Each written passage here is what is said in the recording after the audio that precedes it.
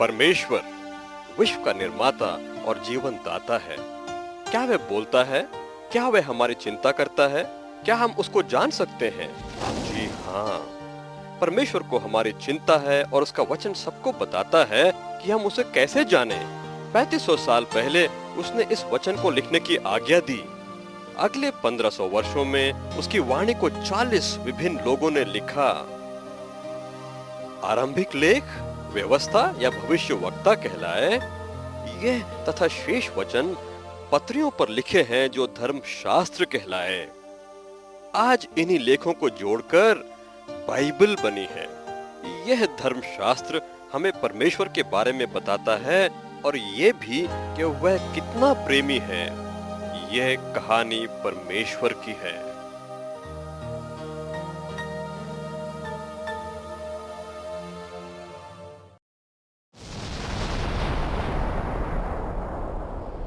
आदि में परमेश्वर ने आकाश और पृथ्वी को बनाया और पृथ्वी बेडौल और सुनसान पड़ी थी और गहरे जल के ऊपर अंधियारा था।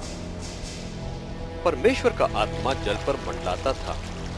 तब परमेश्वर ने कहा, उजाला हो, तो उजाला हो गया।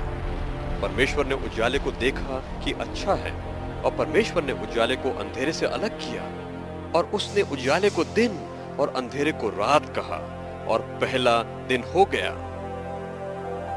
परमेश्वर ने कहा, जल के बीच अंतर हो जाए। उसने नीचे और ऊपर के जल को अलग किया, वह अंतर को आकाश कहा। तथा सांझ हुई, फिर भोर हुआ और दूसरा दिन हो गया।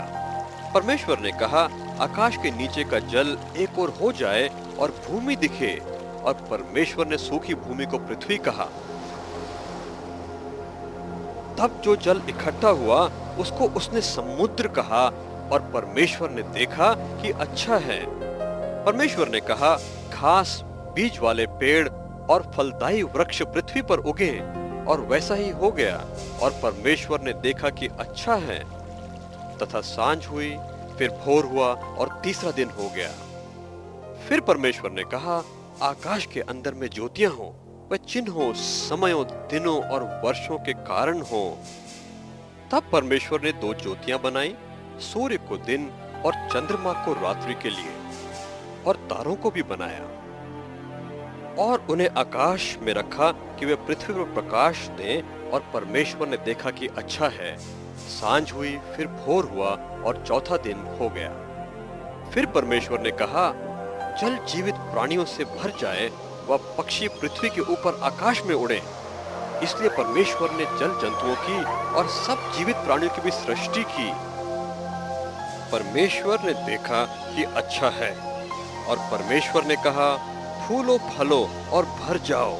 तथा 5वें दिन सांझ हुई, फिर भोर हुआ। फिर परमेश्वर ने कहा, पृथ्वी पर जाति जाति के घरेलू पशु, रेंगने वाले जंतु, वन पशु उत्पन्न हो जो अपने समान बच्चे पैदा कर सकें। और वैसा ही हो गया और परमेश्वर को अच्छा लगा। फिर परमेश्वर ने कहा, हम मनुष्य को अपने स्वरूप व समानता में बनाएं। और परमेश्वर ने आदम को भूमि की मिट्टी से रचा और उसके नथनों में जीवन का श्वास फूंका और आदम जीवित प्राणी बन गया। अतः परमेश्वर ने मनुष्य को अपने रूप में बनाया, नर और नारी करके उसने मनुष्यों की सृष्टि की। और परमेश्वर ने पहले मानव का नाम आदम रखा तथा आदम ने स्त्री को हवा कहा। परमेश्वर ने कहा, पुरुष माता पिता को छोड़कर पत्नी से मिला रहेगा और वे एक होंगे। आदम और हवा नंगे थे पर लज्जाते न थे।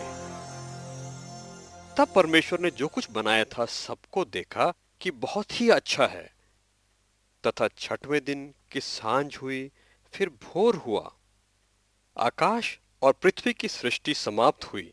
7वें दिन परमेश्वर ने अपना काम समाप्त किया और उस दिन को आशीष दी और पवित्र कहा। परमेश्वर ने अदन में वाटिका लगाई और सब भांति के वृक्ष जो देखने में मनोहर व जिनके फल खाने में अच्छे हैं उगाए। वाटिका के बीच 2 वृक्ष लगाए, एक जीवन का और दूसरे भले बुरे के ज्ञान का। और अदन की वाटिका में आदम को उसकी रक्षा के लिए रखा। तब परमेश्वर ने आदम को यह कहकर आज्ञा दी कि तू वाटिका के सब वृक्षों का फल बिना खटके खा सकता है, पर भले या बुरे के ज्ञान के वृक्ष का फल कभी ना खाना। जिस दिन तू उसका फल खाए उसी दिन मर जाएगा। परमेश्वर ने आदम और हवा के प्रति अपने प्रेम को दिखाया तथा जरूरत की सब चीजें उनको दी कि वे जीवन का आनंद लें। उन्हें चुनाव करने का अधिकार भी दिया। उसने सारे मानव वंश को बुद्धि से अधिकार का प्रयोग करने का अधिकार दिया। परमेश्वर चाहता था कि आदम और हवा उसकी आज्ञा मानते हुए उसके प्रति आदर दर्शाएं और केवल एक ही फल ना खाएं। उस खूबसूरत वाटिका में शांति और आनंद से रहने के लिए सब कुछ था। आदम और हवा को परमेश्वर की बुद्धि व अधिकार पर विश्वास करना चाहिए था। उन्होंने जीवन व आजादी में आनंद के लिए आभारी होना था, परंतु चुनाव करने की आजादी बुरी चीजों के लिए आनंद नहीं लाती। मनुष्यों को बनाने से पहले उसने स्वर्गदूतों को भी इच्छा अनुसार चुनाव करने का अधिकार दिया था। परमेश्वर उन स्वर्गदूतों से और मनुष्यों से भी आदर चाहता था।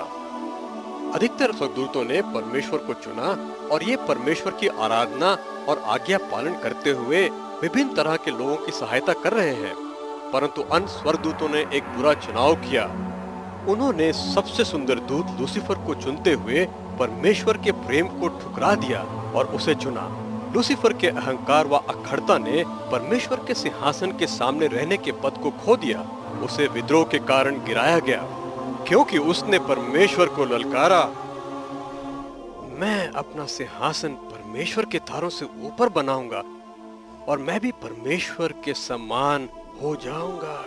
बाइबल में लूसीफर को शैतान कहा गया है और वह उस आराधना को चाहता है जिसका अधिकारी केवल परमेश्वर है। शैतान भक्ति पाने के लिए धोखा देता है, यहाँ तक कि वह चमकदार खूबसूरत दूत का रूप धारण करता है, परंतु उसके झूठे धर्म दुख व विनाश का कारण होते हैं। अतः परमेश्वर ने लूसीफर की यह कह के निंदा की, तुझे गहरे नरक में गिराया जाएगा। आदम हवा के सुंदर वाटिका में शैतान सर्प के रूप में हवा के पास आया। परमेश्वर के रचे बनेले पशुओं में सर्प सबसे धूर्त था। उसने स्त्री से कहा, क्या सच है कि परमेश्वर ने इस वाटिका के किसी वृक्ष का फल खाने को मना किया है? स्त्री ने जवाब दिया, इस वाटिका के वृक्षों के फल हम खा सकते हैं। जो वृक्ष वाटिका के बीच में है उसके फल के विषय में परमेश्वर ने कहा है कि ना तो तुम उसको खाना और ना छूना, नहीं तो मर जाओगे। तब सर्प ने स्त्री से कहा, तुम निश्चय ना मरोगे, वरन जिस दिन तुम उसका फल खाओगे तुम्हारी आंखें खुल जाएंगी और तुम परमेश्वर के तुल्य हो जाओगे। बाइबल बताती है कि शैतान झूठों का पिता है, इसलिए उसने स्त्री को धोखा दिया और उससे झूठ कहा। सो जब स्त्री ने देखा कि उस वृक्ष का फल खाने में अच्छा और देखने में मनभाव और बुद्धि देने वाला है, तब उसने तोड़कर खाया व अपने पति को भी दिया और उसने भी खाया। तब उनकी आंखें खुल गईं और आत्माएं मर गईं। उनको मालूम हुआ कि वे नंगे हैं, सो उन्होंने अंजीर के पत्ते से लंगोट बना लिए। जब यहोवा जो दिन के ठंडे समय वाटिका में फिरता था उसका शब्द उन्हें सुनाई दिया, तब वे वृक्षों के बीच परमेश्वर से छिप गए, क्योंकि उन्होंने अपने पर विश्वास किया, ना कि परमेश्वर के वचन पर। वे आत्मिक रूप से मर गए व उनका संबंध परमेश्वर से टूट गया। परमेश्वर ने पुकारकर आदम से पूछा, तू कहाँ है? आदम ने कहा, मैं तेरा शब्द सुनकर डर गया, क्योंकि मैं नंगा था, इसलिए छिप गया। तब परमेश्वर ने कहा, किसने चिताया कि तू नंगा है? जिस वृक्ष का फल खाने को मैंने तुझे वर्जा था, क्या तूने उसका फल खाया है? आदम ने कहा, स्त्री ने फल मुझे दिया और मैंने खाया। तब परमेश्वर ने स्त्री से कहा, तूने ये क्या किया है? स्त्री ने कहा, सर्प ने मुझे बहका दिया और मैंने फल खा लिया। तब परमेश्वर ने सर्प से कहा, तूने जो ये किया है इसलिए तू सब पशुओं से अधिक शापित है। तू पेट के बल चलेगा और जीवन भर मिट्टी चाटेगा, और मैं तेरे और इस स्त्री के बीच में और तेरे वंश और इसके वंश के बीच में बैर उत्पन्न करूंगा। वह तेरा सिर कुचलेगा। बाइबल में पहली बार बताया गया है कि उद्धारकर्ता आएगा जो स्त्री से जन्म लेगा, वह शैतान का नाश करेगा। फिर स्त्री से परमेश्वर ने कहा, मैं तेरी पीड़ा और तेरे गर्भ के दुख को बहुत बढ़ाऊंगा। तू पीड़ित होकर बालक उत्पन्न करेगी और तेरा पति तुझ पर प्रभुता करेगा। और आदम से उसने कहा, तूने जो अपनी पत्नी की बात सुनी और जिस वृक्ष के विषय में मैंने तुझे आज्ञा दी थी कि तू उसे ना खाना, उसको तूने खाया है, इसलिए भूमि तेरे कारण शापित है। तू उसकी उपज जीवन भर दुख के साथ खाया करेगा। वह कांटे उगाएगी और तू अपने माथे की पसीने की रोटी खाया करेगा। तू मिट्टी से बना है और अंत में मिट्टी में मिल जाएगा। अंजीर के पत्ते उनका नंगापन छुपा ना सके। वह यहोवा परमेश्वर ने आदम और उसकी पत्नी के लिए चमड़े के अंगरखे बनाकर पहना दिए। उनको ढांपने के लिए परमेश्वर को एक पशु मारना पड़ा। अतः आदम के द्वारा पाप व मृत्यु ने संसार में प्रवेश किया। इस तरीके से परमेश्वर की योजना में था कि निष्पाप की मृत्यु से अनआज्ञाकारिता को ढांपे। इससे पहले उसने विश्व को रचा, वह जानता था कि लोग मूर्खता पूर्वक उसके पीछे चलना छोड़ देंगे तथा अपने जीवन में परमेश्वर बनने की चेष्टा करेंगे। परमेश्वर ने इसे पाप कहा। तो भी क्योंकि परमेश्वर हरेक को प्रेम करता है, एक उद्धारकर्ता को भेजने की उसने योजना बनाई कि उसकी मृत्यु से सबके पाप क्षमा हो जाएं। तब परमेश्वर ने अदन से आदम और हवा को निकाल दिया और जीवन के वृक्ष के मार्ग का पहरा देने के लिए अदन के पूर्व की ओर करूबों को और चारों ओर घूमने वाली ज्वालामय तलवार को भी नियुक्त कर दिया। आदम के पाप करने से सब मनुष्यों की मृत्यु तय हो गई। तो भी परमेश्वर की कहानी में अभी भी आशा है। जब आदम की पत्नी हवा ने गर्भवती होकर एक पुत्र को जन्म दिया, तब कहा, मैंने यहोवा की सहायता से एक पुरुष पाया है, अतः ने उसका नाम कैन रखा। फिर उसने एक और पुत्र हाबिल को भी जन्म दिया।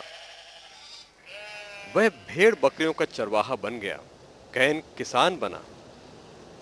कुछ दिनों के पश्चात कैन यहोवा के पास भेंट ले आया और हाबिल भेड़ का बच्चा भेंट चढ़ाने ले आया।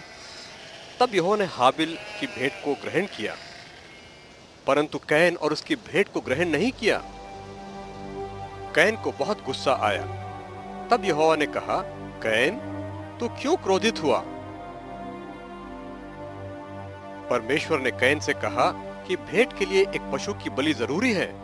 जैसे अंजीर के पत्ते आदम और हवा के पाप को छुपा ना पाए, वैसे ही बिना लहू के पेड़ पौधों की भेंट कभी पाप को ढांप ना पाएगी। परमेश्वर ने कहा, बलिदान के लिए पशु को लाने से इनकार करके कैन ने विद्रोह को प्रकट किया। बाइबल कहती है कि हाबिल की भेंट ने परमेश्वर के वचन पर विश्वास को प्रकट किया, परंतु कैन की भेंट ने नहीं।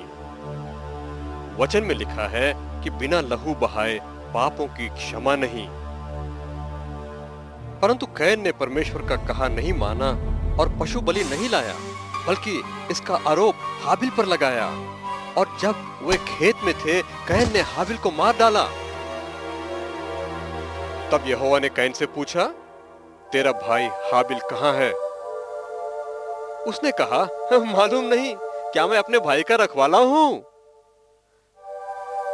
परमेश्वर ने कहा, तेरे भाई का लहू भूमि से चिल्ला चिल्ला कर मेरी दुहाई दे रहा है,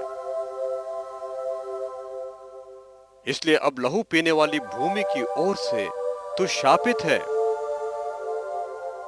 यहोवा के प्रति कैन के विद्रोह के कारण पहली हत्या हुई, वह पहला परिवार टूटा। समय के साथ आदम और हवा के बहुत पुत्र पुत्रियां उत्पन्न हुए और पृथ्वी पर भर गए। परंतु जब यहोवा ने देखा कि मनुष्यों की बुराई बढ़ गई है, उसके मन के विचार निरंतर बुरे ही होते हैं, इससे परमेश्वर दुखी हुआ। तब यहोवा ने सोचा, मैं मनुष्य को पृथ्वी के ऊपर से मिटा दूंगा। यहोवा की अनुग्रह की दृष्टि नूह पर बनी रही। नूह धर्मी था, वह परमेश्वर के साथ चलने वाला था।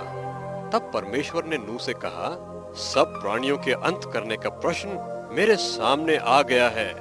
पृथ्वी पाप से भर गई है, अतः मैं उनको नाश कर डालूंगा। इसलिए कुपोर वृक्ष की लकड़ी का जहाज बना ले, उसमें कोठरियां बनाना और भीतर बाहर उस पर राल लगाना, और इस ढंग से उसको बनाना, जहाज की लंबाई 300 हाथ, चौड़ाई 50 हाथ और ऊंचाई 30 हाथ की हो, और एक दरवाजा हो। तू अपने पुत्रों, स्त्री और बहुओं समेत जहाज में जाना, और सब जीवित प्राणियों में से तू एक नर और एक मादा जहाज में ले जाकर अपने साथ जीवित रखना, लेकिन पवित्र जानवरों में से 7-7 जोड़े लेना। जहाज बनाते समय उसने उन लोगों में यह प्रचार भी किया, जो परमेश्वर का आदर नहीं करेंगे वो नाश हो जाएंगे। सबने नूह का और परमेश्वर की चेतावनी का मजाक उड़ाया, परंतु नूह और उसके परिवार का विश्वास परमेश्वर पर था। वह नियत समय पर जहाज में गए और परमेश्वर ने उन्हें बंद कर दिया। और परमेश्वर की आज्ञा अनुसार 40 दिन और 40 रात लगातार वर्षा होती रही। भूमि के सोते फूट निकले और पृथ्वी पर जल बढ़ता ही गया, जल बढ़ता गया, जब तक जहाज तैरने न लगा। अंत में जल ने पृथ्वी पर सब कुछ को ढांक लिया, यहाँ तक कि पहाड़ों को भी। भूमि के सारे जीवित प्राणी मर गए, पक्षी, पशु, रेंगने वाले जंतु और भूमि पर सभी लोग बाढ़ में डूबकर नाश हो गए। जल ने भूमि को 150 दिन तक ढांके रखा, परंतु नूह और सब जीवित प्राणियों को परमेश्वर ने संभाला। तब परमेश्वर ने भूमि पर हवा चलाई और जल धीरे धीरे घटने लगा। तब जल पृथ्वी पर से घटता गया। जहाज अरारात पर्वत पर आकर ठहर गया और पौधे फिर से उगने लगे। परमेश्वर ने नूह से कहा, तू और तेरे साथ सब जीवित जहाज से बाहर जाओ, और वे बाहर आ गए। तब नूह ने वेदी बनाकर परमेश्वर को भेंट चढ़ाई। नूह और उसके बेटों को परमेश्वर ने यह कहते हुए आशीष दी, फूलो फलो, बढ़ते जाओ और पृथ्वी में भर जाओ। सब पौधे तुम्हें भोजन के लिए मैंने दिए हैं, और अब पशु भी तुम्हारे आहार होंगे। परंतु जो कोई मनुष्य का लहू बहाएगा, उसका लहू बहाया जाएगा, क्योंकि परमेश्वर ने मनुष्य को अपने स्वरूप में बनाया है। तब परमेश्वर ने कहा, सुनो, मैं तुम्हारे और तुम्हारे वंश के साथ वाचा बांधता हूँ कि अब प्राणी जल से नाश न होंगे। मेरा सतरंगा धनुष बादलों में वह चिन्ह है जो मुझे मेरी वाचा याद दिलाएगा कि मैं जल से मनुष्यों का कभी भी नाश नहीं करूंगा। नूह के बहुत वर्षों के बाद लोग जब एक ही भाषा बोलते थे, लोग मध्य पूर्व की ओर चले और मैदान पर बस गए। तब उन्होंने कहा, आओ हम एक नगर और एक बुर्ज बनाएं और अपना नाम करें, ऐसा ना हो कि हमें बिखरना पड़े। ऐसा करके उन्होंने परमेश्वर के इस आदेश को नहीं माना कि पृथ्वी पर फैल जाओ। वह बुर्ज सूर्य तथा चांद और तारों की पूजा के लिए बनाया गया था। परमेश्वर की आराधना करने की अपेक्षा मनुष्य ने सृष्ट वस्तुओं की पूजा को चुना। तब परमेश्वर ने उस नगर और गुम्मट को देखा और कहा, देखो, वो एक ही दल के हैं और एक ही भाषा बोलते हैं। जो वे करने का यत्न करेंगे, उनके लिए अनहोना ना होगा। इसलिए आओ नीचे जाकर उनकी भाषा में गड़बड़ी डालें कि वे एक दूसरे की ना समझ सकें। और वैसा ही हुआ। तब उन्होंने उस नगर को बनाना छोड़ दिया। इस कारण उस नगर का नाम बाबुल अर्थात गड़बड़ी पड़ा, क्योंकि परमेश्वर ने पृथ्वी पर कई भाषाएं बढ़ाईं और मनुष्य सारी पृथ्वी पर फैल गए। बड़ी बाढ़ के लगभग 400 वर्ष बाद परमेश्वर अब्राहम को दर्शन देता है जो मध्य पूर्वी नगर ऊर का निवासी था। परमेश्वर ने उससे कहा, अपने देश और संबंधियों को छोड़ उस देश में जा जो मैं तुझे दिखाऊंगा। मैं तुझसे बड़ी जाति बनाऊंगा, तुझे आशीष दूंगा, तेरा नाम बड़ा करूंगा, और जो तुझे आशीष दे उन्हें मैं आशीष दूंगा, और जो तुझे कोसे उसे मैं शाप दूंगा, और भूमि के सब कुल तेरे द्वारा आशीष पाएंगे। परमेश्वर के वचन के अनुसार अब्राम चला और कनान देश में आया। तब परमेश्वर ने उसे दर्शन देकर कहा, यह देश मैं तेरे वंश को दूंगा। आकाश की ओर देख और तारागण को गिन, ऐसा ही तेरा वंश भी होगा। अब्राम और उसकी पत्नी के पास कोई संतान न थी। अब्राम ने परमेश्वर पर विश्वास किया और परमेश्वर ने उसके विश्वास को धार्मिकता गिना। तब अब्राम ने परमेश्वर से कहा, प्रभु, मैं कैसे जानूं कि मैं इस देश का अधिकारी बनूंगा? और परमेश्वर ने अब्राम से कहा, तेरे वंशज अन्य देश में परदेशी होकर निवास करेंगे और वे 400 साल तक सताए जाएंगे। यह देश उनको दास बनाएगा, तब मैं उस देश का न्याय करूंगा, और इसके बाद तेरे वंशज बहुत सा धन लेकर निकलेंगे और चौथी पीढ़ी तक वापस इस देश को आएंगे।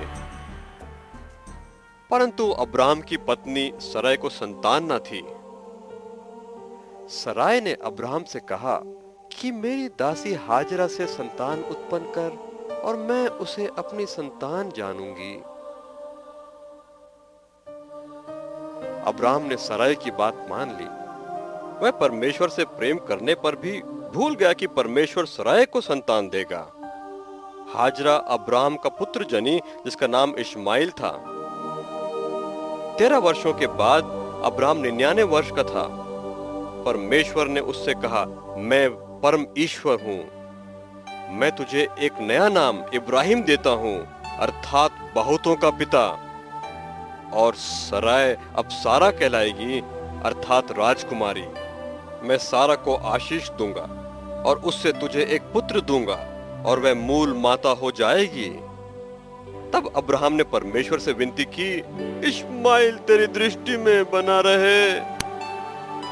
परमेश्वर ने जवाब दिया, मैंने इश्माइल के विषय में तेरी विनती सुन ली है। सुन, मैंने उसको भी आशीष दी है और उसके वंश को बढ़ाऊंगा। परमेश्वर ने अब्राहम और इश्माइल के वंश को बड़ी जाति बनाने की प्रतिज्ञा को अरब जाति द्वारा पूरा किया। तब परमेश्वर ने कहा, मैं सारा के पुत्र व उसके वंश के साथ अपनी वाचा बांधूंगा जो आनंद का होगा।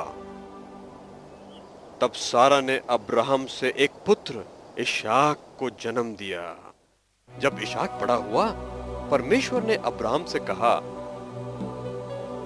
अब्राहम, और उसने जवाब दिया, मैं यहां हूं।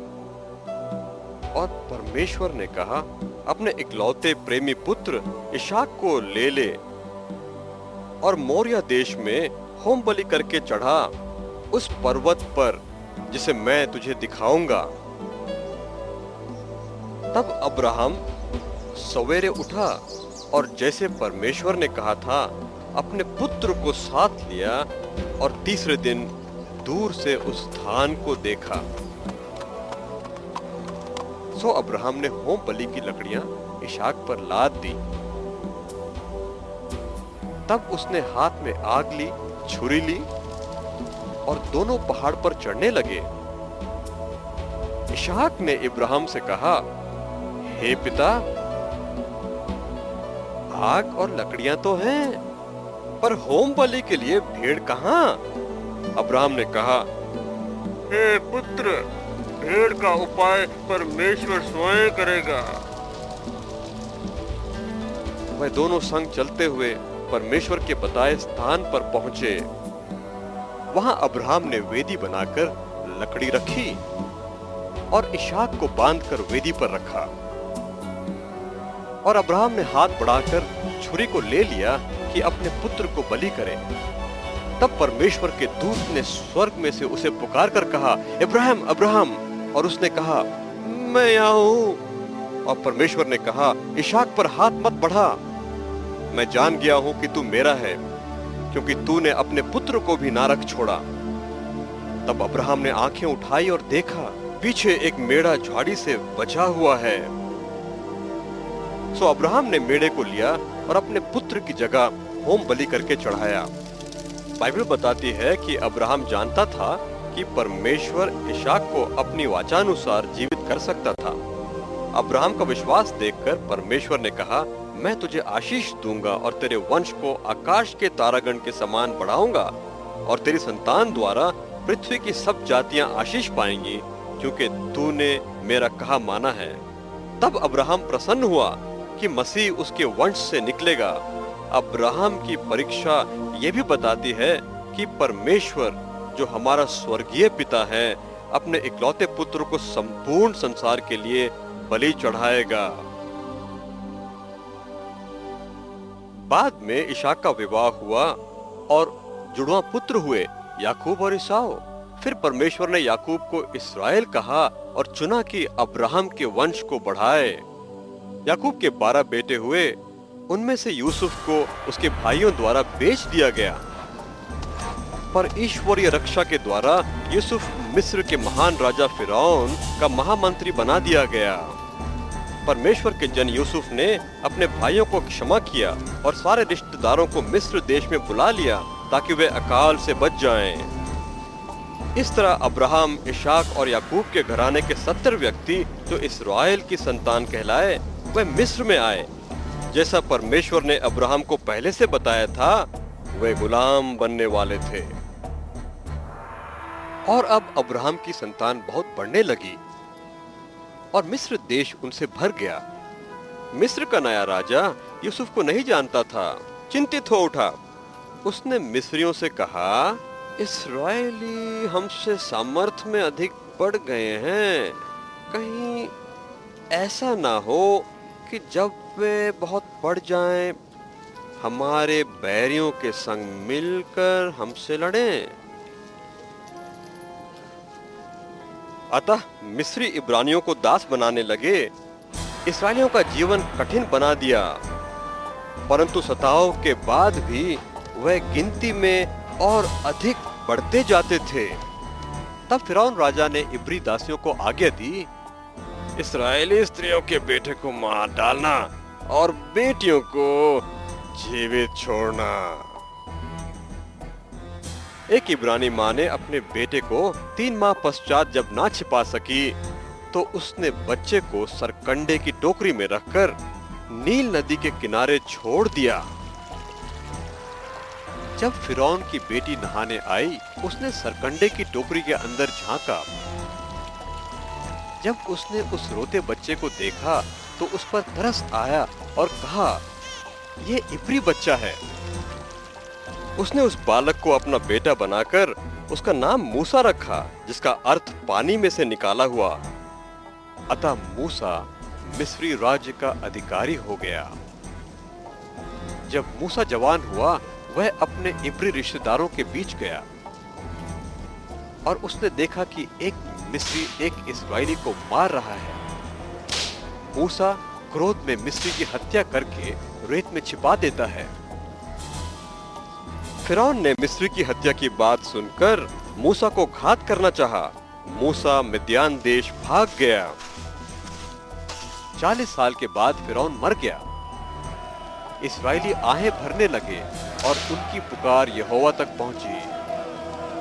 इब्राहिम, इशाक और याकूब संग बांधी गई वाचा को परमेश्वर ने याद किया। मूसा जब भेड़ों को चरा रहा था, परमेश्वर के दूत ने जलती झाड़ी में से उसको दर्शन दिया। झाड़ी जल तो रही थी, पर भस्म नहीं होती थी। तब मूसा ने सोचा, मैं उधर जाके देखूंगा, झाड़ी जल क्यों नहीं रही। जब वे आगे बढ़ा, परमेश्वर ने झाड़ी में से कहा, मूसा, मूसा। मूसा ने जवाब दिया, मैं यहाँ हूं। तब परमेश्वर ने कहा, पास मत आ, पांव की जूतियां निकाल दे, क्योंकि तू पवित्र भूमि पर खड़ा है। मैं तेरे पिता इब्राहिम, इशाक और याकूब का परमेश्वर हूं। तब मूसा ने मुंह ढांप लिया, क्योंकि वह परमेश्वर से डरता था। परमेश्वर ने कहा, मिस्र में मैंने मेरी प्रजा के दुख और चिल्लाहट को जाना है। अब मैं उन्हें छुड़ाऊंगा और ऐसे देश में पहुंचाऊंगा जहां दूध और मधु की धारा बहती है। हे मूसा, फिरौन के पास जा कि तू इस्राएलियों को मिस्र से छुड़ा लाए। तब मूसा ने कहा, प्रभु, मैं कौन हूं जो इस्राएलियों को मिस्र से निकाल लाऊं? जब मैं इस्राएलियों के पास जाकर कहूं कि तुम्हारे पितरों के परमेश्वर ने मुझे भेजा है, तब यदि वो मुझसे उसका नाम पूछें, तब मैं उनको क्या बताऊं? तब परमेश्वर ने मूसा से कहा, मैं जो हूं सो हूं। इस्राएलियों से कहना कि जिसका नाम मैं हूं है, उसी ने मुझे भेजा है। और मूसा ने यहोवा से कहा, हे प्रभु, मैं तो मुंह और जीभ का भद्दा हूं। परंतु यहोवा ने कहा, मनुष्य का मुंह किसने बनाया? क्या यहोवा ने नहीं? जा, तेरा भाई हारून बोलने में निपुण है, उसके द्वारा बोल। मैं उसके संग और तेरे संग होकर जो कुछ तुम्हें करना होगा बतलाऊंगा। जब तू मिस्र जाए तो फिरौन के सामने आश्चर्य कर्म करना। मैं फिरौन के मन को कठोर कर दूंगा कि वह लोगों को जाने नहीं देगा। तू फिरौन से कहना, परमेश्वर ने कहा, इस्राएल मेरा पहलौठा है, मेरे पुत्र को जाने दे कि वे मेरी सेवा करे। यदि तू इनकार करे तो मैं तेरे पुत्र वरन तेरे पहलौठे को घात करूंगा। मूसा और हारून ने फिरौन के पास जाकर ये संदेश पहुंचाया, इस्राएल का परमेश्वर कहता है, मेरे लोगों को जाने दे। फिर फिरौन ने पूछा, परमेश्वर कौन है कि मैं उसकी मानूं और इस्राएलियों को जाने दूं? मैं उसे नहीं जानता और न इस्राएलियों को जाने दूंगा। तब मूसा परमेश्वर के पास आकर कहने लगा, हे प्रभु, तूने मुझे क्यों भेजा? मैं उसके पास तेरे नाम से गया, पर तूने अपने लोगों को रिहाई नहीं दी। परमेश्वर ने कहा, मैं यहोवा सर्वशक्तिमान के नाम से इब्राहिम, इशाक और याकूब को दर्शन देता था। मैं शीघ्र ही मिस्रियों के सामने प्रकट होऊंगा, जिसे वे सब जान लेंगे कि एक ही सच्चा परमेश्वर है और सबको उसी की आराधना करनी चाहिए। यहोवा ने मूसा से और हारून से कहा, अपनी लाठी लेकर फिरौन के पास जा और मिस्र के पानी को छू। मूसा और हारून ने आज्ञा अनुसार लाठी को नदी में मारा और नदी का जल लोहू बन गया। नील नदी की मछलियां मर गईं और दुर्गंध आने लगी और मिस्री पानी पी न सके। यहोवा ने मूसा से कहा, फिरौन से कह, प्रभु कहता है, मेरे लोगों को जाने दे कि मेरी सेवा करें। यदि तू ना माने, मैं मिस्र में मेंढक भेजूंगा। फिरौन ने उन्हें जाने ना दिया। सारे मिस्र में मेंढक भर गए। सबके घर, तंदूर, कठौतियों में और बिछौनों व आंगन में भी मेंढक भर गए। तब फिरौन ने मूसा और हारून से कहा, यहोवा से विनती करो कि वह मेंढकों को हमसे दूर करे और मैं इस्राएलियों को जाने दूंगा। परंतु जब फिरौन को आराम मिला, तब उसने फिर मन को कठोर किया। यहोवा लगातार मिस्र की भूमि पर विपत्तियां भेजता रहा। जब विपत्ति आती थी, तब फिरौन विनती करता और कहता कि वे इस्राएलियों को मिस्र से जाने देगा। पर विपत्ति को खत्म होने पर वह फिर से अपनी प्रतिज्ञा तोड़ देता। सारे मिस्र की धूल जुओं में बदलकर मनुष्यों व पशुओं पर भर गई। तब मिस्र के जादूगरों ने फिरौन से कहा, ये परमेश्वर का ही हाथ है। परमेश्वर ने फिरौन व उसके सेवकों पर डांस भेजे। उसने एक विपत्ति भेजी जिसे सभी पशु मारे गए, पर इस्राएलियों का कोई पशु न मरा। तब मूसा ने फिरौन के सामने मुट्ठी भर राख लेकर आकाश की ओर उड़ाई, जो मिस्रियों पर और पशुओं पर फोड़े बन गई। फिर परमेश्वर ने मिस्र में भारी ओलों की आंधी लाने को कहा। जिन्होंने परमेश्वर पर विश्वास किया, अपने नौकरों और जानवरों को घर में रखा, पर जिन्होंने चेतावनी पर ध्यान न दिया, अपने जानवरों और नौकरों को खेत में रहने दिया, तब ओले बरसने लगे और जो पशु नौकर बाहर थे मारे गए। खेत की फसल और वृक्ष नष्ट हो गए। केवल गोशेन जहां इस्राएली रहते थे ओले नहीं गिरे। तब यहोवा ने मिस्र में टिड्डियां का झुंड भेजा, उनके कारण धरती पर अंधेरा छा गया। जो कुछ ओलों से बचा उसे टिड्डियां खा गईं। मिस्र में हरियाली जाती रही। तब यहोवा ने मिस्र में गहरा अंधकार भेजा और 3 दिन तक अंधेरा रहा। किसी ने किसी को ना देखा और ना कोई अपने घर से बाहर निकला, पर इस्राएलियों के घर में उजियाला रहा। फिरौन ने परमेश्वर के लोगों को जाने ना दिया और मूसा से भी क्रोधित होकर कहा, जिस दिन तू मेरा मुंह देखेगा उस दिन तू मारा जाएगा। मूसा ने कहा, तूने ठीक कहा है, मैं तेरे चेहरे को कभी नहीं देखूंगा। फिर यहोवा ने मूसा से कहा, मैं एक और विपत्ति फिरौन और मिस्र पर डालूंगा, तब वह मेरे सारे लोगों को मिस्र से जाने देगा। इस विपत्ति के कारण मृत्यु आएगी और मिस्र के फिरौन राजा से लेकर चक्की पीसने वाली दासी तक के सब पैलौठे मर जाएंगे और सारे देश में हाहाकार मचेगा, जैसा ना कभी हुआ और ना कभी होगा। यहोवा ने मूसा से कहा कि इस्राएल से कह कि प्रत्येक परिवार एक मेमना ले ले। मेमना निर्दोष और पहले वर्ष का नर हो। 4 दिनों के बाद संध्या के समय सारे इस्राएल के लोग बलि करें और तुम एक जूफा लो और उसे मेमने के लहू में डुबोकर द्वार के सिरे पर लगाना और दोनों अलंगों पर लगाना और कोई भी भोर तक बाहर ना निकले। और तुम उसके मांस को उसी रात भून कर खाना, पर किसी भी हड्डी को ना तोड़ना। इस मांस को अख़मीरी रोटी के साथ खाना, क्योंकि यह यहोवा का फसह है।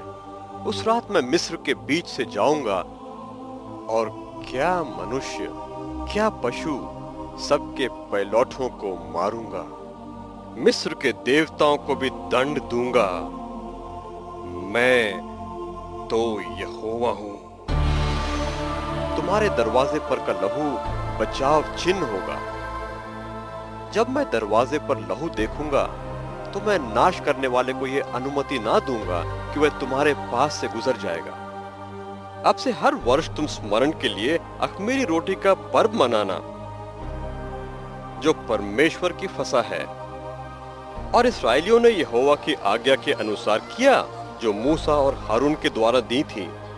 और आधी रात को यहोवा ने मिस्र देश में फिरौन से लेकर गड्ढे में पड़े हुए बंधुओं तक सबके पैलौठों को, वरन पशुओं तक के सब पैलौठों को मार डाला। और फिरौन, उसके कर्मचारी, वरन सारे मिस्री उठ बैठे और हाहाकार मचा, क्योंकि ऐसा कोई घर न था जिसमें कोई मरा ना हो। परंतु जिन घरों के दरवाजों के सिरों पर लहू की छाप थी, विपत्ति न आई। तब फिरौन ने रात में मूसा और हारून से कहा, तुम इस्राएलियों के समेत निकल जाओ और जाकर यहोवा की उपासना करो, जैसा तुम चाहते थे। और मिस्रियों ने इस्राएलियों को अपने देश से झटपट निकल जाने का आग्रह किया और कहा, यदि तुम नहीं निकलोगे तो हम सब लोग मर जाएंगे। यहां तक मिस्रियों ने अपने सोने व गहने भी दिए। और इस्राएल की संतान जो लाखों में थी, पशुओं व बाल बच्चों समेत मिस्र से निकल आए। इब्राहिम की पीढ़ी दास्ता में गई और उसके बाद चौथी पीढ़ी में वे भरपूर धन के साथ गुलामी में से निकल आए। अतः एक बड़ी जाति, जिसे परमेश्वर ने अपना पैलौठा कहा था, मिस्र को छोड़ा और जंगल में डेरा डाला। और तब यहोवा ने मूसा से कहा कि फिरौन सोचेगा कि इस्राएली जंगल में घिर गए हैं।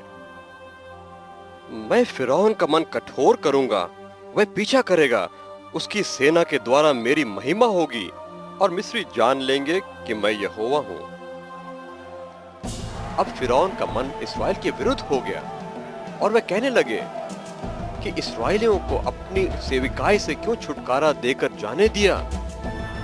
तब फिरौन ने 600 अच्छे रथ वरन मिस्र के सब रथ लिए और इस्राएलियों का पीछा करके लाल समुद्र के किनारे पाया।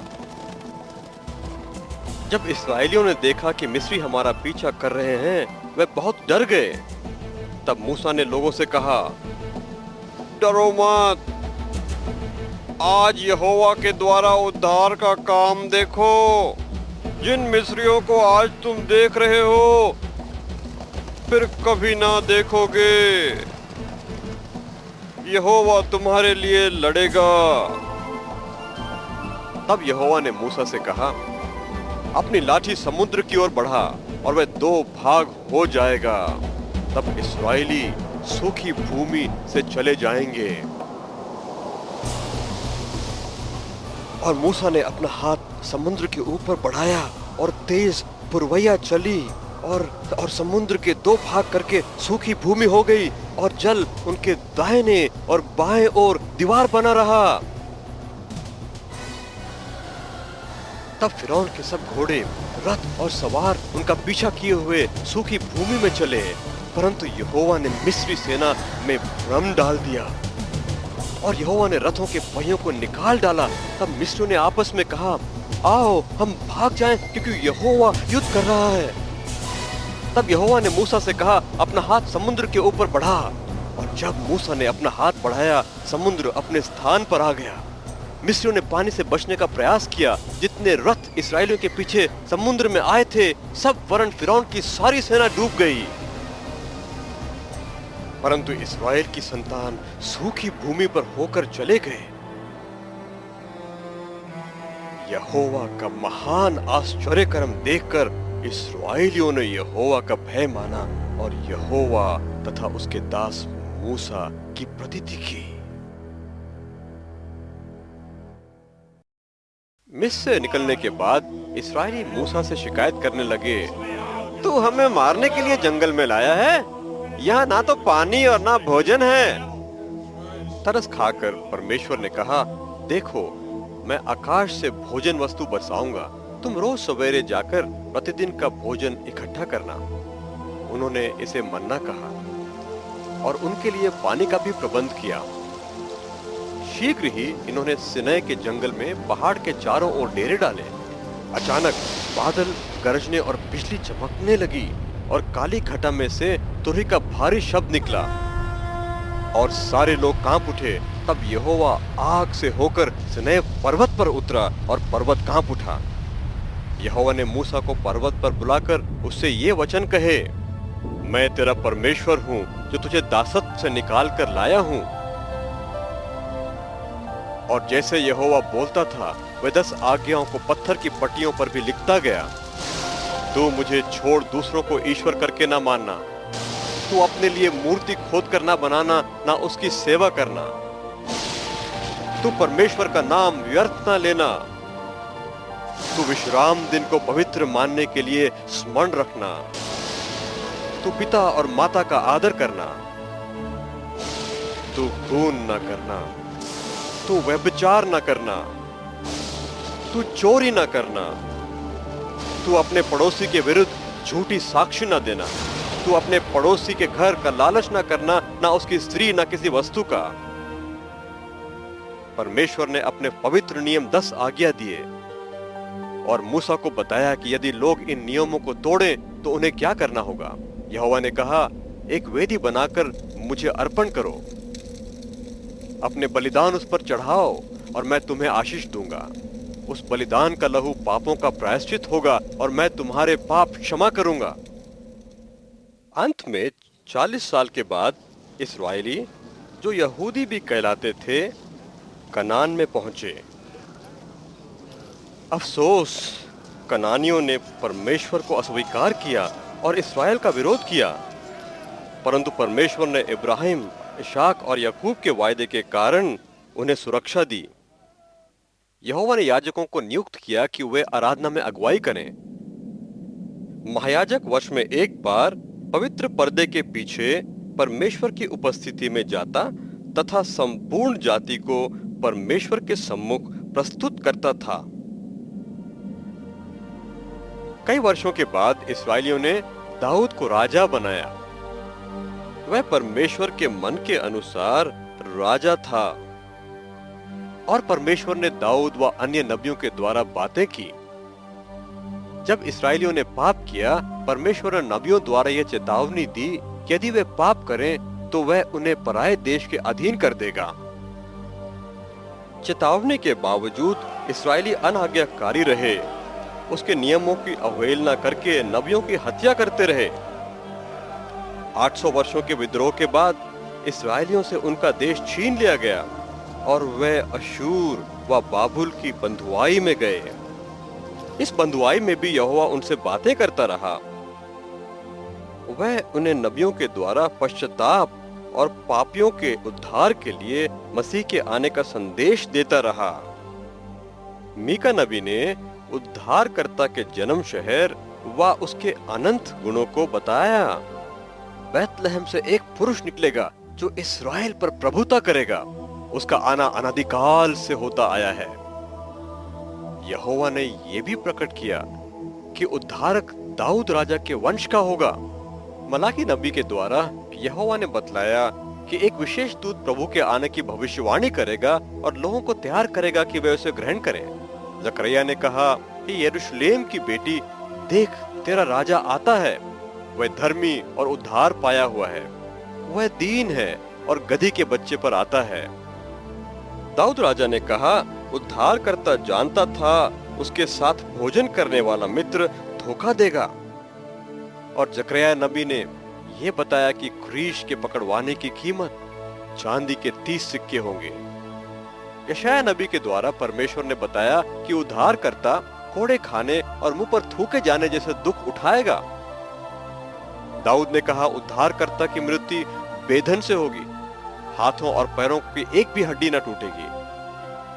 और उद्धारकर्ता कहेगा, मेरे प्रभु क्यों छोड़ा? और दर्शक ठट्ठा करके कहेंगे, उसे विश्वास था कि प्रभु बचा लेगा। दाऊद ने यह भी लिखा, उद्धारकर्ता की हड्डियां अलग होंगी और प्यास लगने पर उसे सिरका पिलाया जाएगा और सताने वाले उसके कपड़े को बांटेंगे और चोगे के लिए चिट्ठी डालेंगे। यशायाह नबी ने कहा, उद्धारक को देखने वाले चकित हुए क्योंकि उसका चेहरा बिगड़ गया था। बाइबल की भविष्यवाणियां ये भी बताती हैं कि एक दिन दाऊद के वंश यरूशलेम वासी उस उद्धारक जिसे उन्होंने भेदा है देखेंगे। और ये बातें उद्धारकर्ता के आने के सैकड़ों वर्ष पहले लिखी गई।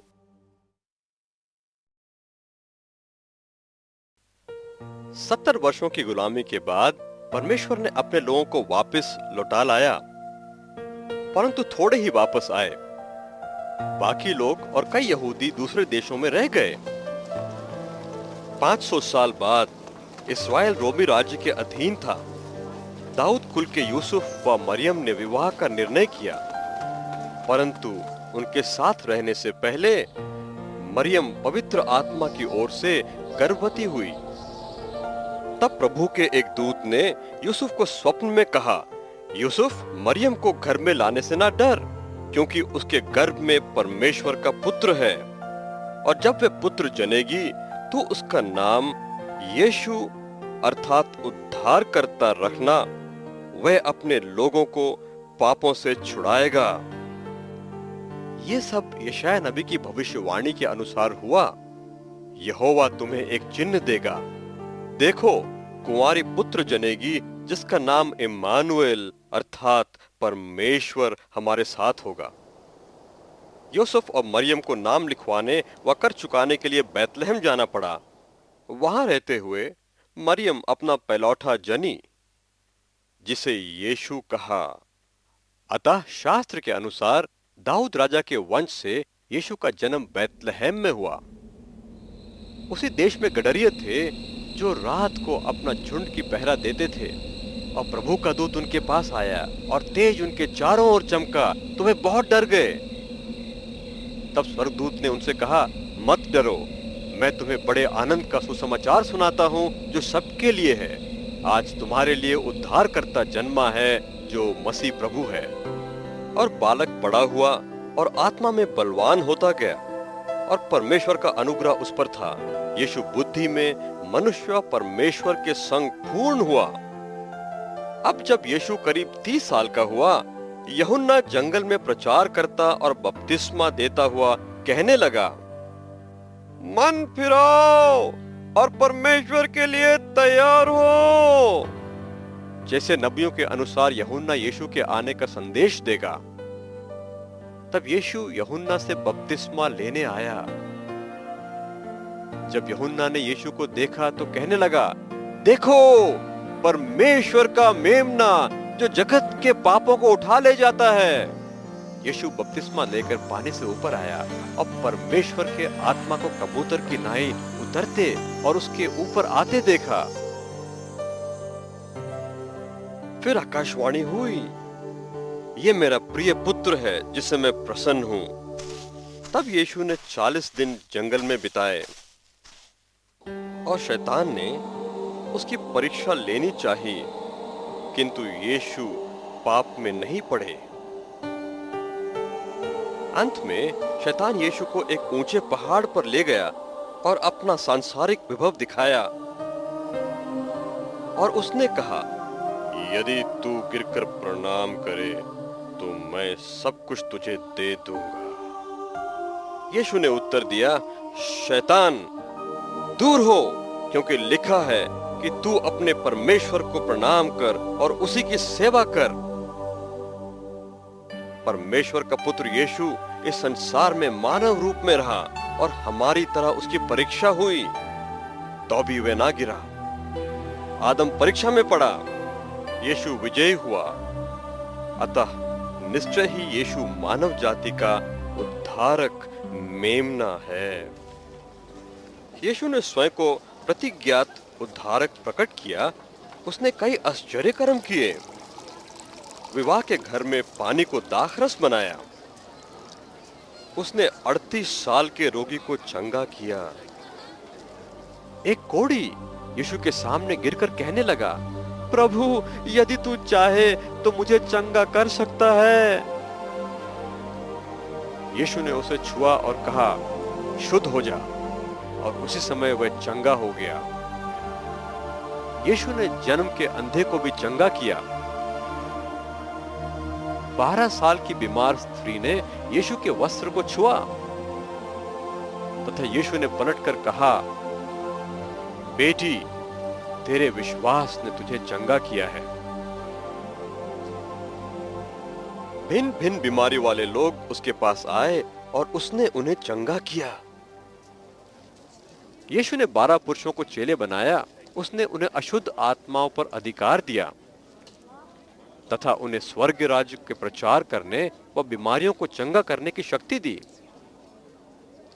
उसका यश फैल गया और बड़ी भीड़ उसका वचन सुनने और बीमारियों से चंगाई पाने को आती थी। यीशु ने एक छोटे लड़के की रोटी व मछली पर प्रार्थना की। आश्चर्यजनक रीति से भोजन बढ़ता रहा और 5000 की भीड़ तृप्त हुई और बचे हुए टुकड़ों से 12 टोकरी भर गईं। परंतु लोग यीशु से और प्रमाण चाहते थे।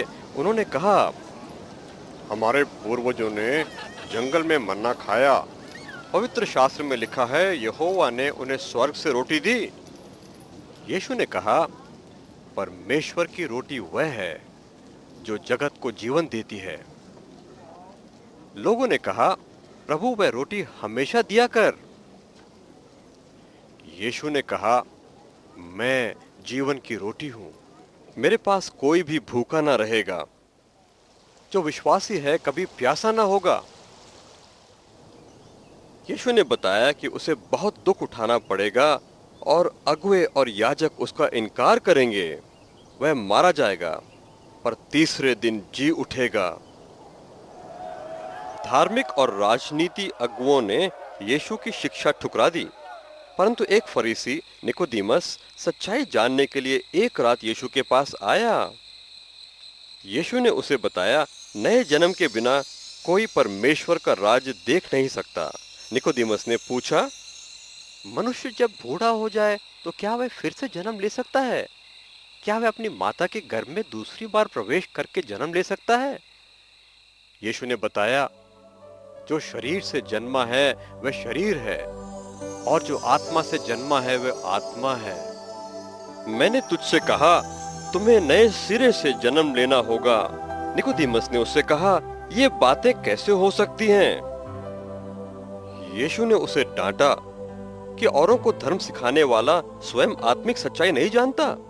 यीशु ने उसे आत्मिक जन्म के विषय में शिक्षा दी, क्योंकि परमेश्वर ने प्रेम किया कि अपना एक लौता पुत्र दे दिया कि जो कोई उस पर विश्वास करे वे अनंत जीवन पाए। ईश्वर पुत्र इसलिए नहीं आया कि वह जगत पर दंड की आज्ञा दे, पर इसलिए कि उसके द्वारा उद्धार आए। दोष ये है कि ज्योति जगत में आई, पर उन्होंने अंधकार को अधिक प्रिय जाना, क्योंकि उनके काम बुरे थे। वह जो परमेश्वर के पुत्र पर विश्वास करता है वह अनंत जीवन पाएगा, और जो पुत्र पर विश्वास नहीं करता जीवन को ना देखेगा परंतु यहोवा का कोप देखेगा। अंत में निकोदेमस समझ गया तथा विश्वासी बना। सामरी स्त्री ने यीशु से कहा, मेरे दिए हुए जल के पीने वाला प्यासी ना होगा। जो जल मैं दूंगा वह सोता बन जाएगा और उमड़ता रहेगा। उस स्त्री ने कहा, मुझे मालूम है कि मसीहा जो क्रिस्तुस कहलाता है आएगा और हमें सब बातें बता देगा। यीशु ने उससे कहा, मैं जो तुझसे बोल रहा हूं वही हूं। इसके बाद यीशु ने लोगों को सिखलाया, जो मेरे पीछे आना चाहे वह अपना इनकार करे और मेरे पीछे हो ले, क्योंकि इससे क्या लाभ है कि कोई दुनिया के धन को पाले व आत्मा को खो दे। चौकस रहो, लालच से बचो। किसी का जीवन धन की बहुतायत से नहीं होता, क्योंकि जहां धन है वहां मन भी होगा। तब महायाजक और फरीसियों ने सभा में कहा, हम क्या करें? यह मनुष्य तो कई आश्चर्य कर्म करता है। यूं ही छोड़ने पर सभी लोग उस पर विश्वास करने लगेंगे और रोमी राज्य लोगों पर नियंत्रण करने के हमारे अधिकार को छीन लेगा। और यीशु अधिकार के साथ प्रचार करता रहा। वह मंदिर में गया और व्यापारियों को बाहर निकाल दिया। उसने उनसे कहा, पवित्र शास्त्र में लिखा है, मेरा घर प्रार्थना का घर है, पर तुमने उसे डाकुओं की खो बना रखा है। और उसने उन्हें यह सिखाया, मेरे भेजने वाले की इच्छा है कि जो पुत्र पर विश्वास करे वह अनंत जीवन पाए, और उन्हें मैं मुर्दों में से जिंदा कर दूंगा। पर तुम में से ऐसे कई हैं जो विश्वास नहीं करते। यीशु पहले से अविश्वासियों को जानते थे जो उन्हें धोखा देंगे, इसलिए उनमें उसके कारण फूट पड़ गई थी। प्रधानों में से बहुतों ने प्रभु पर विश्वास किया, लेकिन फरीसियों के डर से प्रकट नहीं करते थे कि कहीं उनको धार्मिक सभाघरों से बाहर ना कर दिया जाए। उनको लोगों की प्रशंसा प्रभु की प्रशंसा से ज्यादा भली लगती थी। अधिकांश धार्मिक अगुवे यीशु को खत्म करने का उपाय खोजते थे, लेकिन उन्हें मौका नहीं मिला, क्योंकि जब भी वह बोलता बड़ी भीड़ जमा हो जाती थी। यीशु ने मंदिर में कहा, मैं जगत की ज्योति हूँ। जो कोई मेरा अनुसरण करेगा वह ज्योति में चलेगा।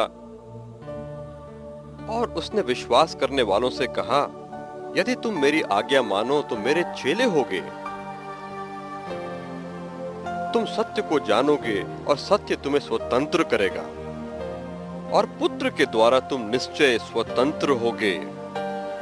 द्वार मैं हूं, यदि कोई मेरे द्वारा प्रवेश करे वो बच जाएगा। अच्छा चरवाहा मैं हूं जो भेड़ों के लिए प्राण देता है। मेरी भेड़ें मेरा शब्द सुनती हैं और वे मेरा अनुसरण करती हैं। मैं उन्हें अनंत जीवन देता हूं, वे नाश न होंगी, कोई उन्हें मेरे हाथ से छीन न लेगा। 3 साल शिक्षा देने के बाद यीशु ने अपने चेलों से एक गधी का बच्चा मंगाया। जिस पर किसी ने सवारी न की थी, वह उस पर सवार हुआ और यरूशलेम को चला। एक बड़ी भीड़ बड़े शब्द से उसके कामों के कारण कहने लगी, होशाना, धन्य है वह जो प्रभु के नाम से आता है, स्वर्ग में शांति और आकाश मंडल में महिमा हो। लेकिन जब यीशु शहर के निकट पहुंचा तो रोया, क्योंकि लोगों ने उसे उद्धारकर्ता के रूप में नहीं जाना था। तब शैतान यहूदा इस्करियोती में समाया, जो 12 में से एक था, और यहूदा महायाजकों के साथ यीशु को पकड़वाने की योजना बनाने लगा। वे आनंदित हुए और यीशु को पकड़वाने के बदले उसे चांदी के 30 सिक्के दिए कि उन्हें वह स्थान व समय बताए जब उसके पास भीड़ न हो। अपने मारे जाने से पहले उसने चेलों के साथ फसह का भोजन लेना चाहा। यीशु ने रोटी ली और धन्यवाद देकर उसे तोड़ा और उन्हें देकर कहा, लो खाओ, ये मेरी देह है जो तुम्हारे लिए तोड़ी जाती है, मेरे स्मरण में यही किया करो। फिर उसने प्याला लिया, धन्यवाद देकर दिया और सबों ने पिया। और उसने उनसे कहा, वाचा का मेरा लहू है जो बहुतों के पापों की क्षमा के लिए बहाया जाता है। परंतु मैं तुमसे कहता हूं, मैं दाख का रस उस दिन तक फिर कभी ना पीऊंगा, जब तक परमेश्वर के राज्य में तुम्हारे साथ फिर से ना पीऊं। यीशु ने कहा, तुम व्याकुल ना हो, परमेश्वर पर विश्वास रखते हो, मुझ पर भी रखो। मेरे पिता के घर में बहुत स्थान है और मैं जगह तैयार करने जाता हूं, ताकि जब तुम्हारे लिए जगह तैयार करूं तो आकर तुम्हें अपने यहां ले आऊं, ताकि तुम मेरे साथ रहो। तुम वह स्थान जानते हो और तुम मार्ग भी जानते हो। परंतु थोमा ने कहा, प्रभु, हम स्थान नहीं जानते तो मार्ग कैसे जाने? यीशु ने कहा, मार्ग, सत्य व जीवन मैं ही हूं, मेरे बिना कोई पिता तक नहीं पहुंचता। उस शाम यीशु अपने चेलों को चेतावनी देते हैं कि यदि संसार तुमसे बैर रखता है तो याद रखो कि वह मुझसे भी बैर किए, जो मुझसे बैर रखता है वह मेरे पिता से भी बैर रखता है। भोजन के बाद यीशु प्रार्थना करने गतसमनी बाग में आया। चेले भी साथ थे। प्रार्थना के बाद महायाजक, शास्त्री और पुरनिये यीशु की खोज में आए। यहूदा, जिसने यीशु के साथ भोजन किया, वह समूह का मुखिया था। यहूदा यीशु को कपट से चूमा। अचानक यीशु ने कहा, मैं हूं। भीड़ पीछे हटकर भूमि पर गिर पड़ी। इसके बाद यीशु ने स्वयं को सौंप दिया व उसे महायाजक के घर लाए। प्यादों ने यीशु का मजाक उड़ाया और उस पर थूका। तब उसकी आंखों को ढांककर उसे थप्पड़ मारे, घूंसे मारे और कहा, बता तुझे किसने मारा? दूसरे दिन भोर बड़ी भीड़ यीशु को पिलातुस के पास लेकर गई, जो रोमी गवर्नर था। वे यीशु पर दोष लगाने लगे कि ये यहूदी देश को बिगाड़ रहा है। परंतु पिलातुस ने महायाजकों और लोगों से कहा, इसने मृत्यु दंड के लायक कुछ भी नहीं किया। मैं इसे पिटवाकर छोड़ देने की आज्ञा देता हूं। तब वे एक साथ चिल्ला उठे, उसे क्रूस पर चढ़ा, क्रूस पर। लोगों को संतुष्ट करने हेतु पिलातुस ने यीशु को पिटवाया और क्रूस पर चढ़ाने के लिए उन्हें सौंप दिया। रोमी सिपाहियों ने उसके सिर पर कांटों का ताज रखा और उसे बैजनी वस्त्र पहनाया। वे कहने लगे, हे राजा प्रणाम, और उसे घूंसे मारे। बाद में वे यीशु के कंधों पर लकड़ी का क्रूस डालकर कलवरी नामक जगह, जो गुलगुथा या खोपड़ी कहलाती है, लेकर गए। यह वही स्थान है जहां वर्षों पहले परमेश्वर ने इब्राहिम से उसके बेटे के बलिदान को कहा था। परमेश्वर के इकलौते यीशु को क्रूस पर चढ़ाया। जब वे ये कर रहे थे, यीशु ने कहा, हे पिता, इन्हें क्षमा कर, ये अज्ञान है। जब यीशु दो डाकुओं के बीच में क्रूस पर टंगा था, तब सिपाहियों ने उसके वस्त्र पर चिट्ठियां डाली, जिससे दाऊद की भविष्यवाणी पूरी हुई। लोग 3 घंटे तक ये सब देखते रहे। अधिकारी यीशु का ठट्ठा करने लगे, इसने औरों को बचाया तो अपने आप को भी बचाए यदि यही मसीहा है। तब लगभग 3 घंटे तक सारे देश में अंधियारा रहा और भविष्यवक्ता के शब्द पूरे हुए। परमेश्वर ने सभी के पापों का बोझ उस पर डाल दिया। तब यीशु ने चिल्लाकर कहा, परमेश्वर, परमेश्वर, मुझे क्यों छोड़ दिया? यह जानकर कि सब कुछ शास्त्र के अनुसार हुआ, यीशु ने कहा, मैं प्यासा हूं। सिपाहियों ने उसे सिरका पीने को दिया और मजाक में कहा, यदि तू राजा है तो अपने आप को बचा ले। यीशु ने सिरका चखा और कहा, पूरा हुआ। हे पिता, मेरी आत्मा स्वीकार कर। तब यीशु ने सिर झुकाकर प्राण त्याग दिए। जब यीशु मरा, अंधेरा हो गया, पृथ्वी हिल गई और मंदिर का पर्दा बीच से फट गया। तब रोमी सरदार ने कहा, सचमुच सचमुच ये परमेश्वर का पुत्र था।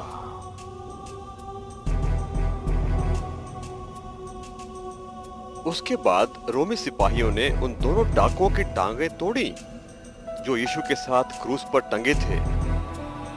जब उन्होंने यीशु को देखा कि वह मर चुका है, उसकी टांगें ना तोड़ी, परंतु सिपाहियों ने बर्छे से उसका पंजर भेदा और उसमें से लहू व पानी निकला। ये बातें इसलिए हुई कि पवित्र शास्त्र की बात पूरी हो कि उसकी हड्डी तोड़ी न जाएगी और जिसे बेधा उस पर दृष्टि करेंगे। इन बातों के बाद 2 विश्वासी यूसुफ और निकोदीमस यीशु की लाश को ले गए, सुगंधित द्रव्य लगाकर कफन में लपेटा और कब्र में रखा। तब यहूदी अगुओं के आग्रह पर मोहर लगाकर रोमी पहरेदारों को बैठा दिया गया।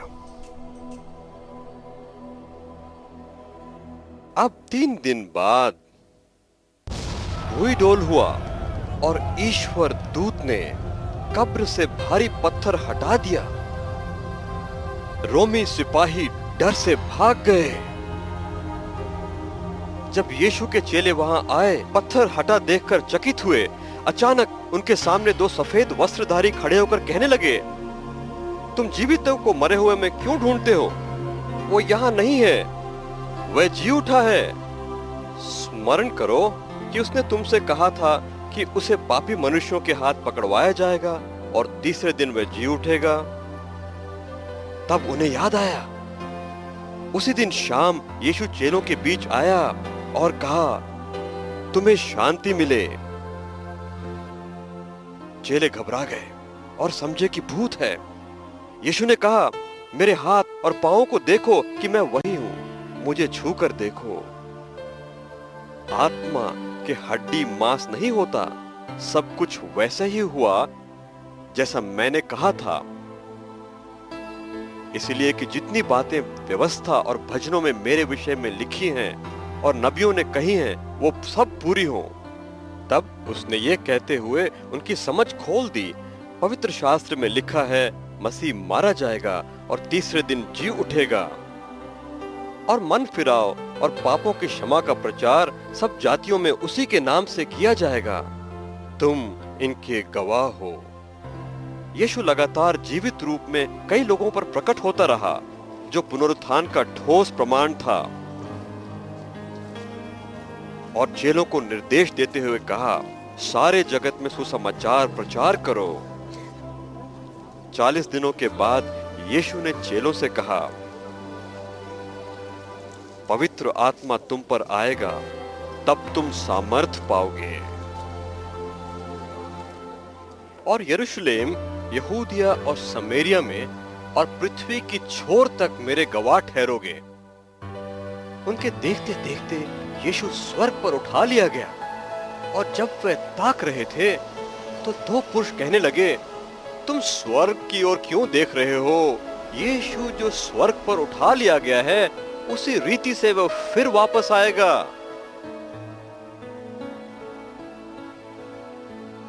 अब यीशु के चेले प्रचार करने और बपतिस्मा देने लगे, प्रतियों को यह बताते हुए कि उद्धारकर्ता मुर्दों में से जी उठा है।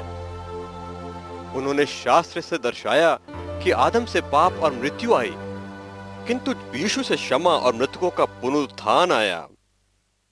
उन्होंने कहा कि एक दिन वे जो परमेश्वर पर भरोसा रखते और यीशु को प्रभु व उद्धारकर्ता मानते हैं, वे मृतकों में से जी उठेंगे, और वे जो जीवित हैं बादलों पर उठा लिए जाएंगे ताकि प्रभु से मिले। ईश्वर पुस्तक कहती है कि स्वर्ग खुलेगा और यीशु विजयी राजा न्यायी होकर लौटेगा, और उसके वस्त्र पर लिखा होगा, राजाओं का राजा और प्रभुओं का प्रभु, और स्वर्ग की सेनाएं उसके पीछे सफेद घोड़ों पर चलेंगी। जकरिया नबी ने कहा था, यीशु जैतून पर्वत पर खड़ा होगा और पहाड़ फटकर दो भाग हो जाएगा और यीशु राजा होगा। 1000 वर्ष शैतान फिर से लोगों को बहकाएगा, परंतु स्वर्ग से आग उतरेगी और जितने शैतानी हैं भस्म होंगे।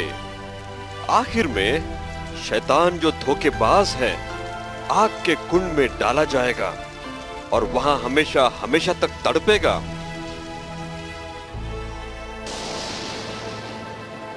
और तब श्वेत सिंहासन के सामने सभी परमेश्वर के सम्मुख होंगे,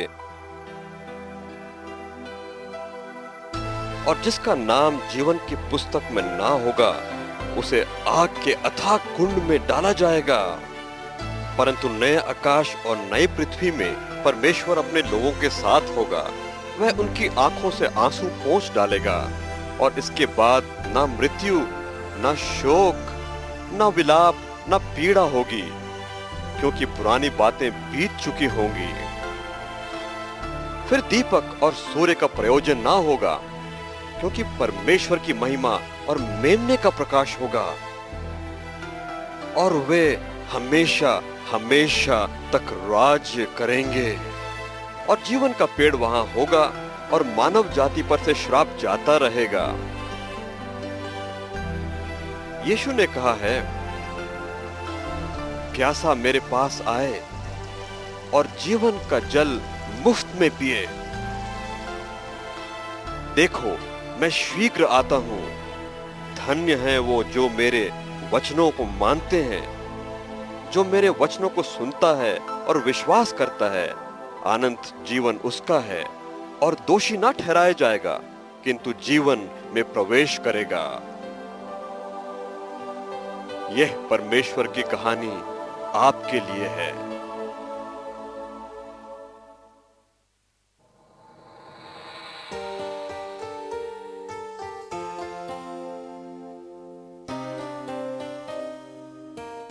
आपने अभी सृष्टिकर्ता जीवनदाता परमेश्वर के विषय सुना। आप भी उसे जान सकते हैं। परमेश्वर पवित्र है और उसकी शर्तें हैं। वो चाहता है कि आप केवल उसी को प्रभु माने। आदम व हवा के समान हम सभी परमेश्वर से दूर हो जाते हैं। बाइबल कहती है कि यदि आपने एक भी आज्ञा को तोड़ा तो आप दोषी हो गए। आपके धर्म के काम परमेश्वर की पवित्रता में बौने दिखते हैं, परंतु परमेश्वर आपकी कमजोरी जानता है और आपसे प्यार करता है। उसने आपके पापों का मृत्युदंड अपने पुत्र को दिया, क्योंकि पाप की मजदूरी मृत्यु है, परंतु परमेश्वर का दान यीशु में अनंत जीवन है। उद्धार एक दान है, यह कर्म से नहीं मिलता। यूहन्ना 3 में यीशु ने धार्मिक निकोदेमुस को बताया कि अनंत जीवन के लिए सभी को नया जन्म लेना अवश्य है। परमेश्वर आत्मा है, अतः आत्मा में उससे बात कर सकते हैं। इसलिए आप यीशु को अपने जीवन में बुलाएं और उससे पापों की क्षमा प्राप्त करें। यदि आप परमेश्वर के बच्चे बनना चाहते हैं और यीशु को उद्धारकर्ता मानते हैं, तो आप मन में या बोलकर यह प्रार्थना कर सकते हैं। प्रिय परमेश्वर, मैं अपने पापों को पहचानता हूं। धन्यवाद कि आपने यीशु को मेरे पापों के लिए मृत्युदंड दिया। मैं चाहता हूं कि यीशु मेरे जीवन में आए, वह मेरा उद्धारक बने। हे यीशु, मेरे जीवन में आने के लिए धन्यवाद। आमीन। आपने ये प्रार्थना की तो आपको 3 कार्य करने हैं। परमेश्वर से प्रार्थना करें, बाइबल पढ़ें और परमेश्वर व उसके वचन से प्रेम करने वाले चर्च में जाएं, ताकि आप परमेश्वर को पहचान सकें।